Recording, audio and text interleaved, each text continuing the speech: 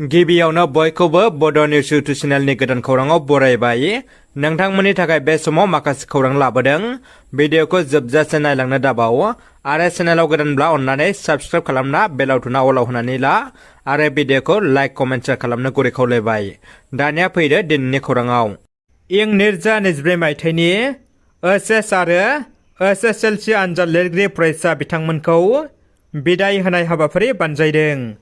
मैया रबिबारखालि चिरां जिल्लानि सिङाव थानाय बिजनी हालामनि सिङाव थानाय सिलबारि अनजालि क्लाब आरो स्कुल फान्ड कमिटि बे मोननै आफादा सिगां बोसोरफोरनि बायदि देग्लायबो इं 2024 मायथाइनि OHS आरो मेट्रिक आनजाद लिरगिरि फरायसा बिथांमोनखौ बिदाय होनाय हाबाफारि खालामनाय जायो।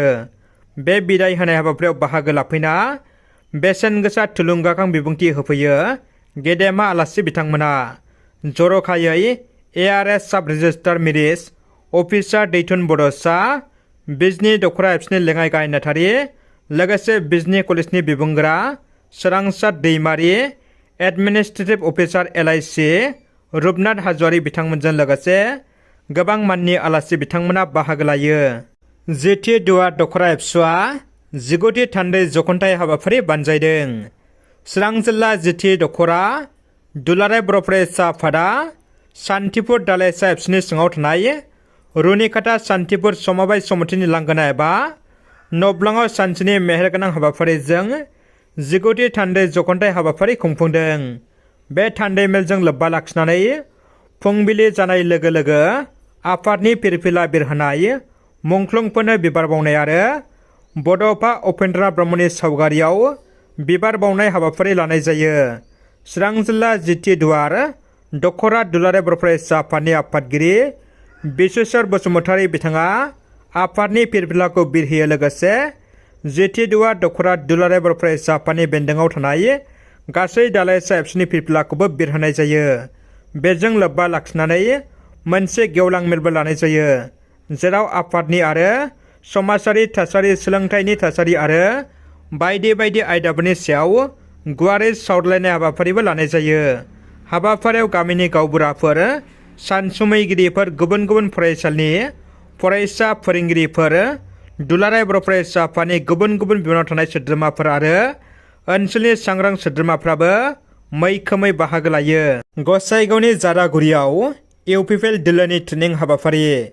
मिरु UPPL दोलोनि बिथोन बायदियै गुबुन गुबुन ब्लक आरो बुथ लेभेलाव ट्रेनिं हाबाफारि लानो बिथोन होनाय बायदिनो दिनैबो गसाइगाव बिधानसभा बियाबनि सिङाव थानाय जारागुरियावबो मोनसे बुथ लेभेलनि ट्रेनिं हाबाफारिया जानानै थाङो।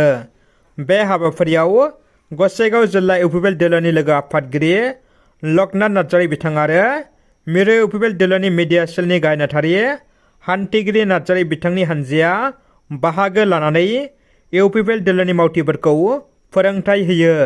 गुबैयै दोलोखौ माबोरै सामलायलांनो आरो फैगौ लकसभा बिसायख'थियाव UPPL दोलोआ माबायदि खामानि मावगोन बेफोरखौ लानानै फोरोंथाय होनाय जायो। मोनसे गोजोनथाव खौरां। क'क्राझार नोगोरनि बाथौ थानसालिखौ फैगौ 20 दिसेम्बर 2023 खालाराव बेखेवनाय जागोन। बाथौ थानसालिखौ बेखेवफैगोन आसामनि गिबि मन्थ्रि डक्टर हिमन्त बिश्व शर्मा बिथाङा आरो बेजोंनो बाहागो लाफागोन BTRनि चिफ प्रमद बर' बिथाङाबो। बे बाथ्राखौ फोरमायदों दुलाराय बाथौ गौथुमनि आफादगिरि खगेन राम सिंहारि आरो दुलाराय बाथौ गौथुमनि गाहाय नेहाथारि गणेश दैमारि बिथाङा। मोनसे गोनांथार फोसावनाय। नोंथांमोना रांनि गोनांथि समाव एसे बिबांनि एबा मेक्सिमाम 500निफ्राय 10,000 गेजेराव अनलाइन एपनि गेजेरजों 1 आरो 2 दाननि थाखाय एसे खम बिबांनि सुदआव लन लानोब्ला गोरलैयैनो लानो हागोन। बे एपआ ट्रास्टेड आरो गभ रेजिस्टार। लिंकखौ डिस्क्रिप्शनाव होबाय। लिंकनिफ्राय डाउनलड खालामना आंनि प्रम' कड VISIT67BC खौ इन्टार ए प्रम'सन क'डआव इउज खालामबा 100 रां फ्रि मोनगोन आरो बे 100 रांखौ लन लाना सुख'नो दाननो हागोन। नोंथांमोना बेवहाय रां जमाबो दोननो हागोन आरो बोसोराव 2% सुदबो मोननो हागोन आरो गुबुन गुबुन खाबुबो लानो हागोन। मख'नो गोनांदि आङो बे एपखौ स्पन्सर खालामाखै, नोंथांमोननि खाबुनि थाखायसो फोसावदों। चिरां जिल्ला क्रिकेट लीगखौ काजलगावनि मंगलागावनि गेवलां गेलेग्रा फोथाराव दान मोनसेनि थाखाय जागायबाय। चिरां जिल्ला क्रिकेट गौथुमनि बानजायनायाव क्रिकेट बादायलायनाया रबिबारनिफ्राय जागायबाय। बे बादायलायनायखौ बिजिनी MLA अजय कुमार रायआ बेखेवना होयो। गिबि बादायलायनाया जायो चिरां पुलिस आरो BGR IOCLनि CISFनि गेजेराव। बेखेवनाय हाबाफारियाव MLA जयन्त बसुमतारी आरो अजय कुमार राय बिथांमोना बाहागो लायो। मोनसे जोबोद दुखुनांथाव खौरां। गावनि असे आंगो फिसाजोखौ अरायनि थाखाय सोमोन्दो नागारनो गोनां जादों। जोनोमगिरि बिमा बिफाया ऋषभ कुमार नार्जारी आरो जयन्ती नार्जारीया गावसोरनि आंगोनि फिसाजो हायनारि नार्जारीखौ दिनैनिफ्राय सोमोन्दो नागारबाय। माखासे बर' आइजोफ्रा थारैनो बबे लामाजों गावनि हारिनि हौवाफोरखौ नागारनानै गुबुन हारिनि हौवाफोरजों मानो हाबा जायो आरो मानो खारो? बर' आइजोफ्रा गावनि हारिनि हौवाफोरखौ नागिरनानै थारैनो मोनला नामा? बेबायदि जाथायनि थाखायनो माखासे बिमा बिफाया दुखु सैनांनो गोनां जादों। मख'नो गोनांदि गसाइगाव महकुमानि सिङाव थानाय आमिनखाता गामिनि ऋषभ कुमार नार्जारी आरो जयन्ती नार्जारीनि फिसाजो हायनारि नार्जारीया बिमा बिफानि बोसोनखौ नेवसिनानै हिन्जाव गोनांखा ममिनुर प्रामाणिक मुंनि सासे मुस्लिम हारिनि हौवाजों हाबा जाहैदोंमोन। हाबा जाखांनानै हौवाजों माखासे बोसोर रायजो जानानै दावराव दावसि जानानै बुग्लि जानानै फिन न' फैफिननानै थाफैनानै आरो बे हौवाजोंनो फिन खारनायनि थाखाय दिनै जोनोमगिरि बिमा बिफाया गावनि फिसाजोखौ अराय समनि थाखाय सोमोन्दो नागारबाय। दिनैनिफ्राय गावसिनि फिसाजो नंला आरो गावसोरजों जेबो सोमोन्दो गैला होननानै हायनारि नार्जारीनि बिमा बिफाया खौरां बिजोंनि गेजेरजों फोरमायनानै होदों। गलाघाट जिल्लानि दैखुंग्रि बिया बाथौ गौथुमनि बोसोरारि जथुम्माया जोबनानै थांबाय। गलाघाट जिल्ला धनसिरि महकुमानि सिङाव थानाय दैखुंग्रि बिया बाथौ गौथुमनि 3 बोसोरारि सेथि बोसोरसालिया जथुम्माया फानजान बाथौ सिबिसालिनि गेलेग्रा फोथाराव 16 आरो 17 खालाराव जानानै थाङो।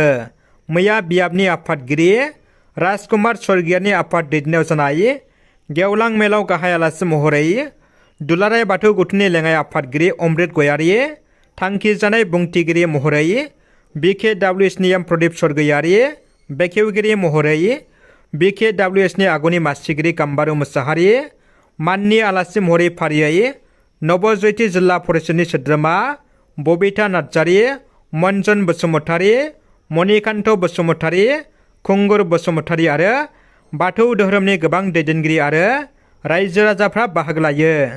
मुम्बाइ गाग्लोबनायनि मास्टारमाइन्ड भारतनि सुथुर आन्डार वर्ल्ड डन दाउद इब्राहिमा खैफोदाव। भारतनि रांखान्थियारि केपिटेल मुम्बाइआव गिलु बालु हामला खालामनायनि गाहाय रनसायगिरि वर्ल्ड डन मस्ट वान्टेड दाउद इब्राहिमा खैफोदाव गोग्लैनायनि खौरां सौफैदों। खौरांनि बायदिब्ला मास्टारमाइन्ड दाउद इब्राहिमा जाग्रा आदाराव बिस मोनजादों।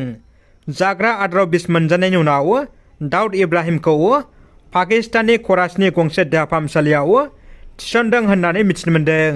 सुलुंनि बायदिब्ला दाउद इब्राहिमनि सावस्रिया खैफोद गोनां हालोदाव दङ। रादाबा एसेनोसै।